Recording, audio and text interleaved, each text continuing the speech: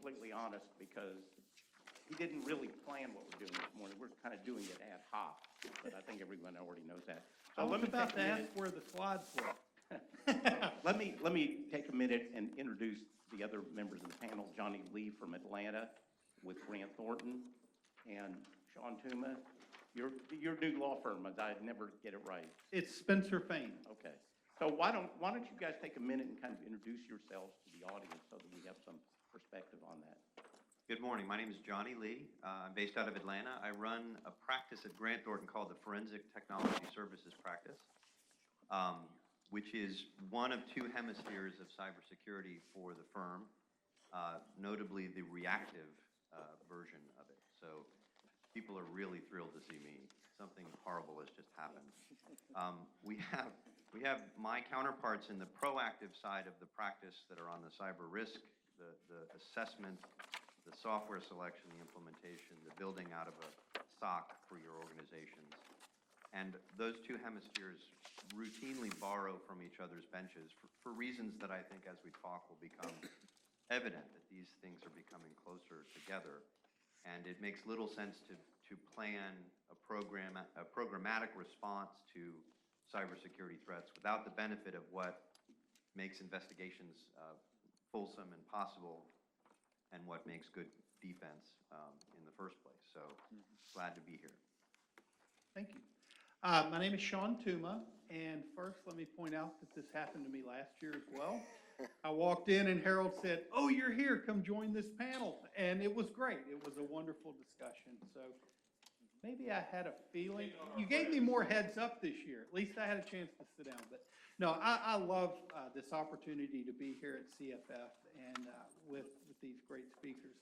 I am a cybersecurity and data privacy attorney. I've been stumbling my way through this for about 20 years now, and each day wake up scared to death about what I don't know.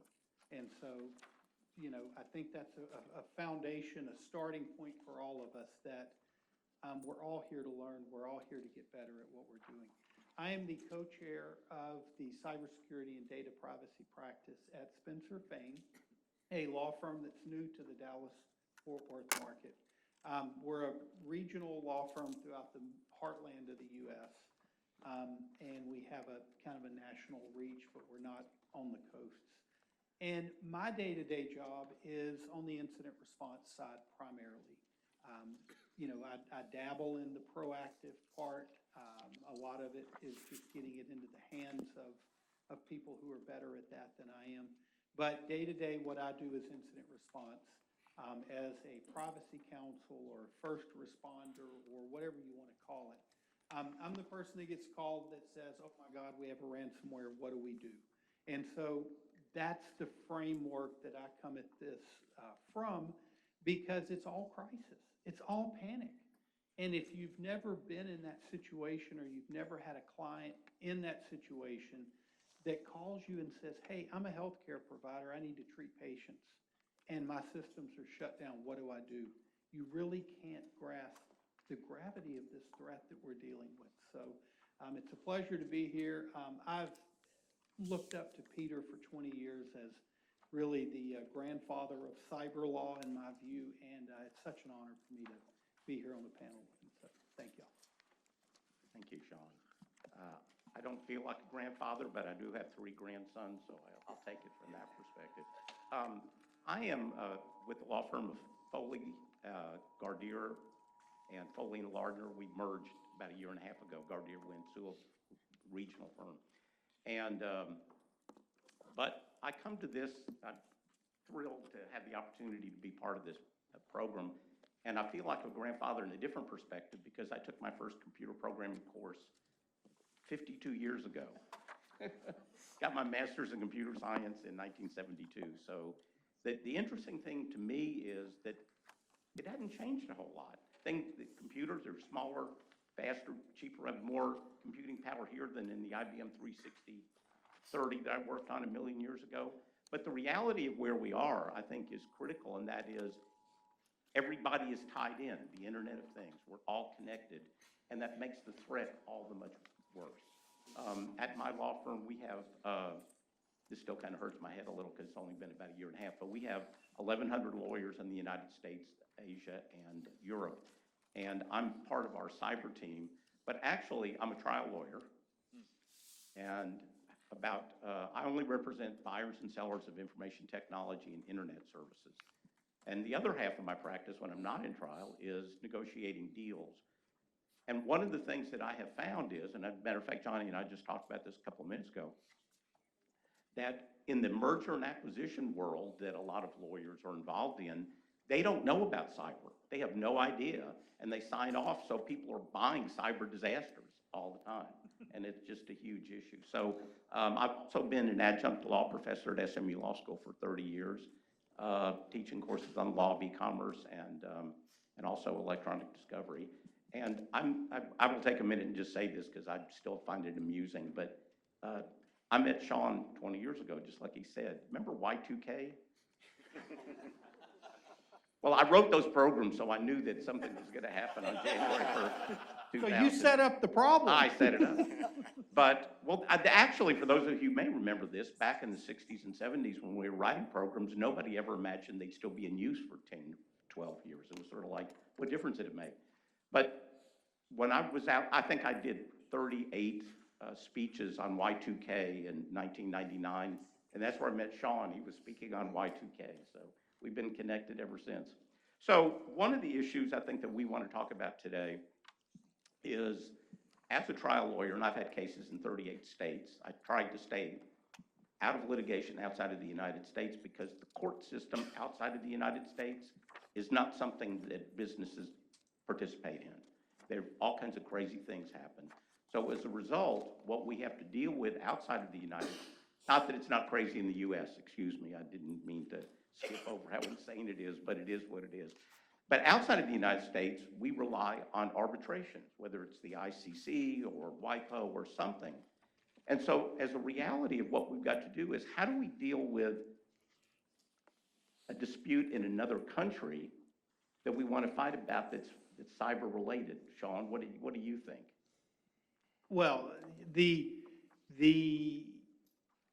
only viable answer really is through having such an agreement in place. I mean, you know, Well, let me stop you there for everyone in the audience that may not realize this. Arbitration is a creature of contract. The parties, when you sign a contract, you agree that such and such rules will apply, and the arbitration will be decided in a certain country or a certain city or a certain state. So that's the baseline. And I've been an arbiter for more than 30 years, so it's something I'm very close to. the fundamental problem is cultural and societal norms are different in other countries. So what we here in America may think is a wrong in the cyber world, some may not. The other issue is the court systems, the legal systems in other parts of the world. You know, we love to fuss about the U.S. legal system, but at the end of the day, we have a great legal system that is great for seeking and finding justice and resolving disputes in a manner that keeps us from pulling out the swords and the guns in most cases. So when you leave the U.S., you don't have that opportunity to rely on, number one, a baseline of legal standards that everyone agrees on. It is wrong to hack into a computer and steal someone else's information. We can all agree about that. But you go to some other countries, they may not feel that way, especially when they feel we have a much greater opportunity here in the U.S. than they do, and they're just trying to level the playing field. So you need some predictability to this. You can't put a business's life on the line without some level of predictability. So how do you bring that predictability? You do it through your contracts and through arbitration, which Peter mentioned, which says, look, if we have a dispute, here's how we're going to resolve the issue. It's not saying this is the answer. It's saying here is the process that we're going to use to, if you will, create our own private judicial system using educated professionals who are experienced in the art of arbitration and the subject matter, who have knowledge to bring to bear to help you resolve this dispute across borders, if you will, in a reasonable and predictable manner. And what Johnny didn't admit to before was he's really a lawyer. He's not practicing. So you have opinions on this as well from your own experience, don't you? I do. I'm a recovering lawyer, so apologies if I skipped over that. Our involvement in arbitration is typically as an expert, either a testifying or a percipient witness, which is basically reciting facts, right? We saw this, we did this, these things happened. And there is a healthy distrust in the international matters that we work about the local jurisdiction's court system. And I think that's why certainly the multinational companies insist on these arbitration clauses because of what Sean said. There isn't necessarily the perfect predictability of an American litigation cycle, which may be a blessing, but there is some structure to that, right? The rules of evidence, the rules of cross-examination, the rules of discovery, those are more or less the same depending on the standard selected. And often in these arbitration clauses, you'll see specific language about the standard or the panel or the rules of engagement, so that it's not, some vagary that you have to argue about later, but that if there's a dispute, it goes right into this life cycle, which has some semblance of structure to it. And in cyber matters, that can become really important, because when you're talking about data and the implications of whether data are segregated properly or not, which is frequently the subject matter of our reviews, those things quickly need a referee, and often that's a panel of arbiters. But I think you hit on a very important point, and that is you can specify in that contract that the arbiter, the sole arbiter or the three panel, have professional experience with cyber, or they can't serve as arbiters. And you can specifically say that. I include that when I draft a provision that if there's going to be a dispute, I'm going through this right now with a company in New Jersey, my client's here in Texas, and we put in the contract that if there's going to be an arbitration, that the arbiter have at least 10 years of experience in technology law as a way to get there. And there's the problem. How many of those are there? That's the part of the problem. That's the reality, and that is a huge problem. The other part of the problem too is, let me say this from an IT standpoint. I mean no offense to anyone here, but my experience has been that anybody that's any good with a computer is incapable of having a meaningful relation with another human. No offense, though. Yeah. Take nothing personal. But the reason that that's important is we as IT people are very poor communicators. And you add that factor into everything else, where you have an IT geek who's an expert witness or is trying to give testimony. Unfortunately, what they do is they say, oh, you asked me the wrong question. What you should have asked me was this. Here's the answer to the right question. I'm sure everyone here knows exactly what I'm saying. So part of the problem is as well, IT people, cyber people need to learn to speak English. That everyone else, whatever language they happen to be active in that country. I'm just saying in the U.S. it needs to be English, because we don't do a good job on here, right? I'm sure you guys have found that. Yeah, I may push back a little on that, Peter, because as someone who, well, let me back up. I've tried to explain what I do for a living to my parents for 25 years, and with little success, until I hit upon this little tidbit, right? I spend the bulk of my waking life translating between lawyer and IT and back again. Right, so let's unpack your comment there, poking fun at the IT people. Lawyers, like IT people, are intensely fond of their own gibberish, right? Highlight the gibberish part. Yeah, it's an art form, right? Lawyers, like IT people, know how to answer only the question asked, not the one that should have been asked. So both audiences are intensely distrustful of each other. The lawyers are terrified that the IT people are going to make them look dim-witted. And the IT people are terrified that the lawyers are going to do likewise. Or make a mistake. Well, I was just going to say, as a remedy to that, it's important to, whether you're picking an expert or deposing an IT person or interacting with a lawyer as an IT person, that you have some basis for trust, because whether it's stated or not, there is a distrust there, because there's this fear of looking stupid, and it's warranted, right? It happens a lot, almost unintentionally. So when you're in those situations, I think it's important to get to a common ground. What is the objective of the deposition? What is the objective of this report? What is the objective of this review? And it need not be adversarial. I see these dynamics playing out with lawyers for the company for whom the IT person works, and it's still adversarial. They're on the same side. And so I think it's really important to understand that even articulate people who don't distrust each other can be separated by a common language. And, you know, to pick up on that, lawyers live in the world of the grays. Everything we do is in the gray area. There is no clear-cut answer to everything, to the question, or else Two answers. we wouldn't be needed. Depends on which side you're on. Well, yeah, and then we mold it within the grays to make it more gray or less gray, depending upon what our client needs for that situation. And truth and justice, of course.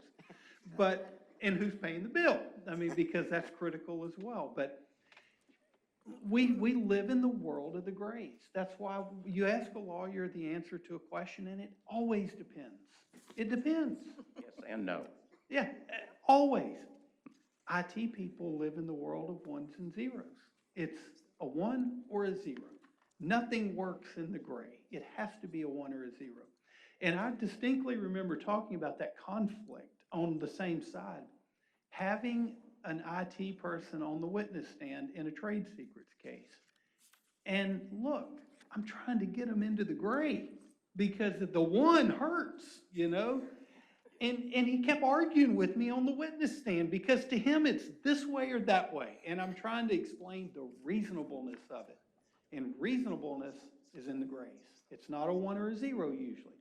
But it was such a conflict with my own witness, even though we had gone over this countless times. But Well, wait a minute. Don't forget quantum computing makes it even more. now we have quantum disputing, right? But that's why having that skill set of being the translator, like the Rosetta Stone of legal and business and IT, is such an incredibly valuable skill set. So one of the differences is, for those of you who have ever been in a trial, or I'm sure you've watched movies and seen them before, the reality as an arbiter, I will tell you that I have to make a decision whether or not I believe a witness is telling the truth or not. And that's fundamental to arbitrations. I heard an arbitration last December, and I would say there were three panel members. None of us believed a bunch of witnesses, not a single word they said. So if you add the complexity of it being cyber and technology and not using the language of law or business, it becomes more complicated. The human factor. Right, yeah. So part of the issue now that let's morph into this a little bit. So we are now living in an era when if you don't have cyber insurance, you need it because it's a win thing. And I remember Johnny and he and I didn't work on it directly, but his firm did with me, had an intrusion in Shanghai. And the first conversation I had with the general counsel was, do you have cyber insurance? Oh, we're thinking about it. Do you have an incident response plan? Well, Not we're anymore. thinking about it. Yeah, it's a huge issue. And so now let's morph that a little bit because there is no simple answer about cyber insurance. I don't want to ask for a show of hands of how many people have read a cyber policy, but maybe I'll do that. How many of y'all have read a cyber insurance policy? Well, that's almost half. That's better than I expected. My kind of people. And the nature of it is every single policy is different. And the predictability about the enforceability of it is, number 1 on the list is, nothing against any insurance companies, and I represent some, so I'll say it this way. The objective of the insurance company is to never pay anything on any claims. I think everyone knows that. So Now, let's morph this into the cyber incident is in another country. We're using arbitration. You better include something dealing with that cyber insurance as part of the contract with the parties with whom you're dealing, and then that puts it right in the middle of the arbitration process rather than in US law.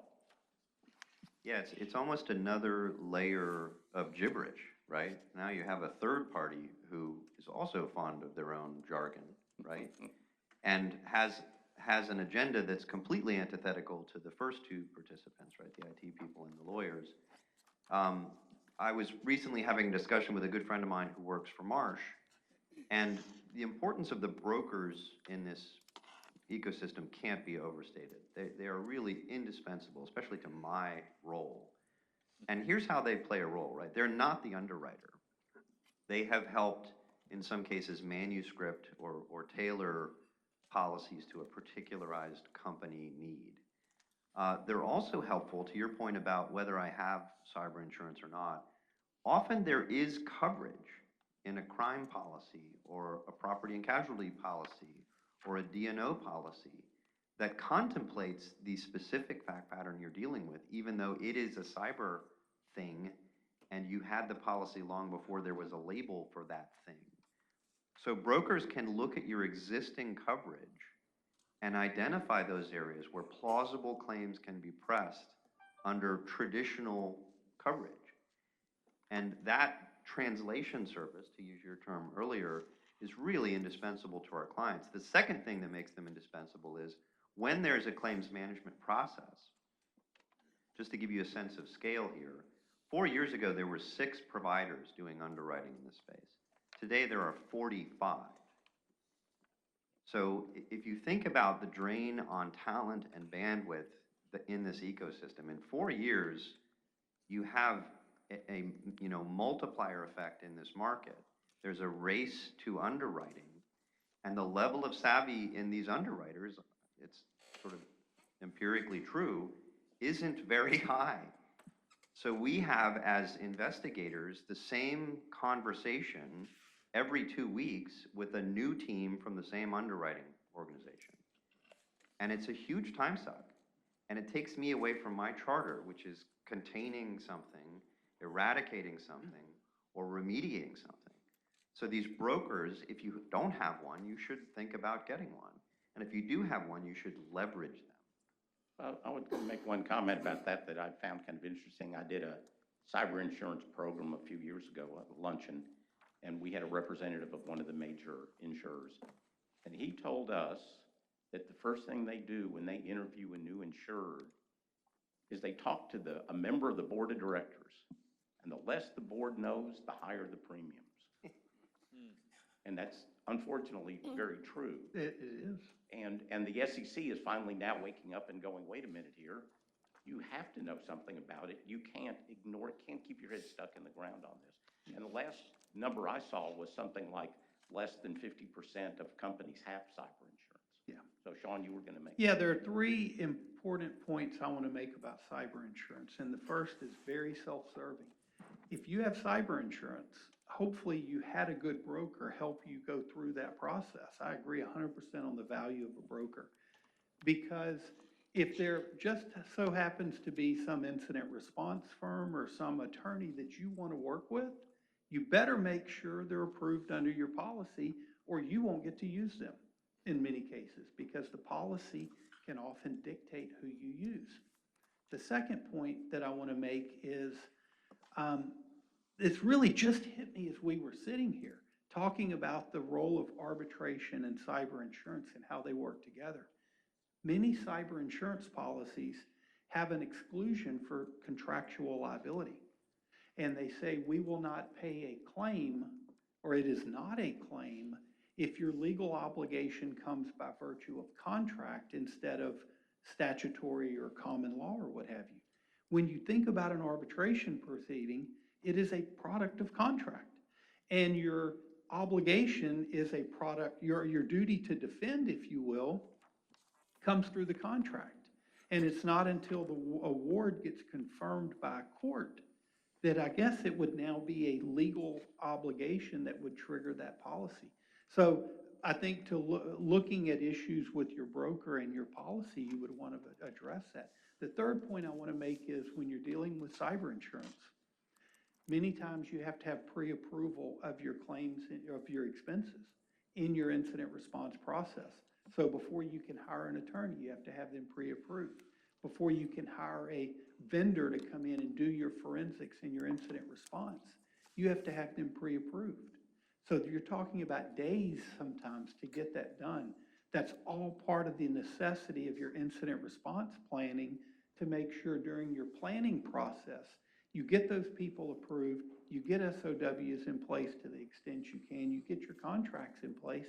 That way, when the incident happens, you're ready to execute your plan and you're not sitting around going, wait a minute, I want to call Peter, or I want, to give you a call to come do incident response instead of going into action. You're not sitting around twiddling your thumbs. I think those are some very good points, and the reality, and I know we all appreciate this, is the role of the insurance attorney is to spend as much time as possible making it as complicated as possible and to drag it on as long as possible because they get paid so little per hour. It's really kind of a nutty, the insurance companies kind of do this to themselves, but the point of that is there's no guarantee that the insurance company is going to select a lawyer for you that has the faintest idea about cyber, let alone anything related to the dispute. Now, only to make things a little bit more complicated, how much of all of this is going on in today's world is on the cloud, where you have no idea where the data is, what country it resides in, and then what laws would apply even if you could figure that out. So that's a huge issue. I just had a client give me a 2-page purchase order. This is a really simple retail online business, but we needed to offer sales tax to pay in whatever state the purchaser was in. Software cost virtually nothing.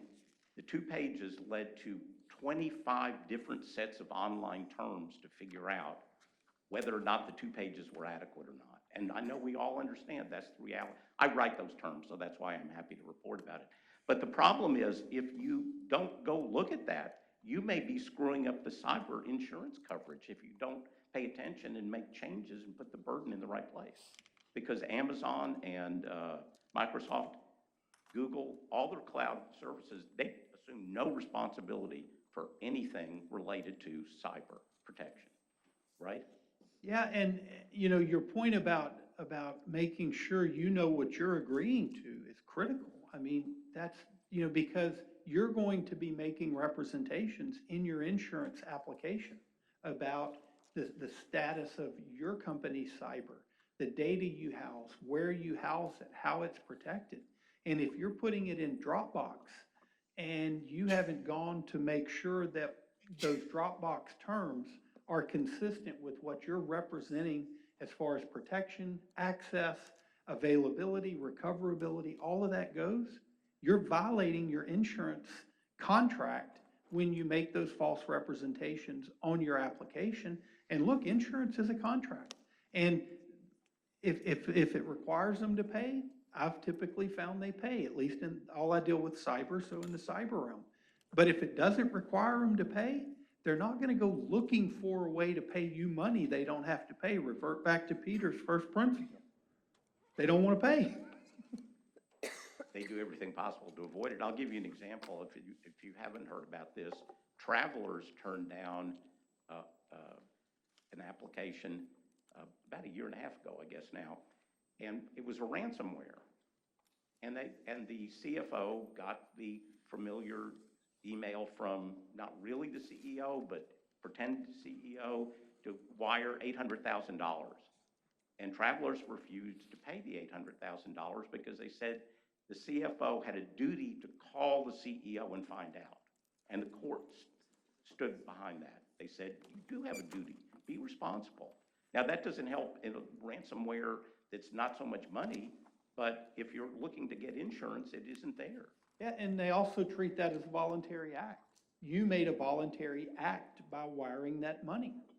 Why are we gonna insure you and pay you for something you voluntarily did to give you money back? Or if it happens to be in a country that is adverse to the United States, let's say, they may say it's an act of war. And I've seen that more than once, too. Yeah, we saw that with the biggest denial in history of cyber, here 6 months or so ago. Actually, it was a year ago, where they said it was an act of war. The interesting issue about that case, though, is it was not a cyber policy, it was a property policy. And so you talk to insurance experts and they'll explain to you exactly why that was denied. But at some level, I mean, when you have an act of war exclusion in your policy, look at how many of these attack tools have been revealed to come from state-sponsored, acts. Yeah, about 5 years ago, as a matter of fact, the U.S. government brought or indicted 5 Chinese military officers because they broke into a computer in the United States and stole trade secrets from a company that was trying to do business in China so that the Chinese companies would know about that. Well, that's an act of state, and I think it happens more often than people are willing to admit. And I think we all know that, part of the reality. So, Johnny, you kind of indicated in your experience in dealing with cyber insurance, what kind of advice would you give everyone about things that they could do to make sure that they're protected properly? So I think we've adequately covered the gloom base, right? So for hope perhaps to bloom from here. So I think all of these problems are soluble, and they're addressable with preparedness, right? And that seems like a cute bumper sticker, but the basic premise here is that with a little practice, right, with the right planning, you can contemplate these things before they materialize. And you can ask yourself introspectively really tough questions. Do we have coverage for this? Do we have a retainer agreement to contemplate legal advice? Is our broker, worth talking to? Do we need to contemplate other coverage beyond what we have? And so for me, it's really about moving this preparedness fulcrum from, what most companies entertain, which is writing an incident response plan and then putting it on a shelf where it promptly gathers dust and is an adorable thing to say you have. And then taking that down and actually deriving a simulation of some kind that puts that document to the test, that allows a company to corral those select few people, and I mean that very intentionally, that need to be a part of a core response team, right? Finance, IT, HR, legal. If you want a recipe for majestic incoherence, you take a crisis, you add executive personalities who each think they need to be in the loop and making the decision. You provide those people with 30% of the facts they need to make intelligent choices, and then you add really unreasonable deadlines. That crucible that I just described, that's an incident response. It happens every time. It's intensely formulaic. And the only way to get better at it, the only way not to be purely reactive, is to practice that.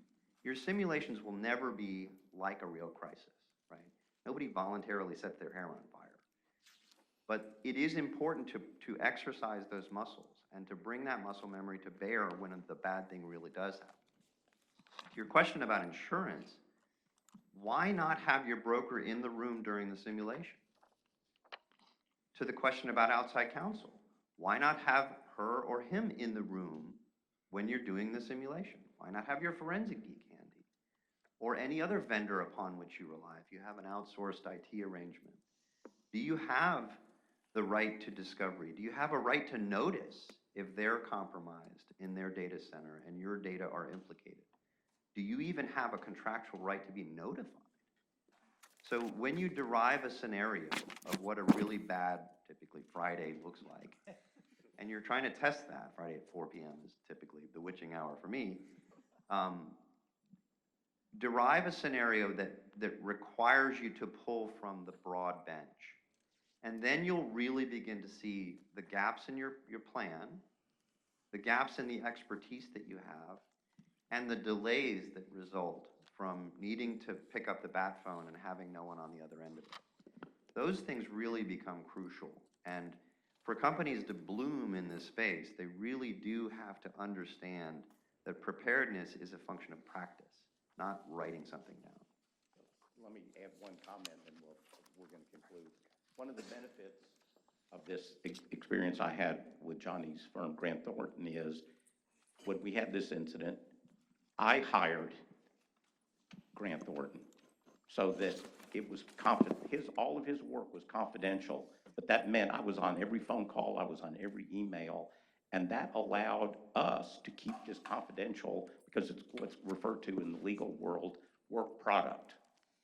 That isn't the case when you have an in-house attorney. That's why we told our client, you shouldn't hire Grant Thornton. We need to do it. And that is something that is really critical, and I think a lot of folks don't get the importance of the confidentiality. You know, Johnny, I need you on stage next week. My theme for 2019 speaking is cybersecurity is a team sport. And everything Johnny said is exactly right. It takes a full team to address cyber risk and cyber incident response.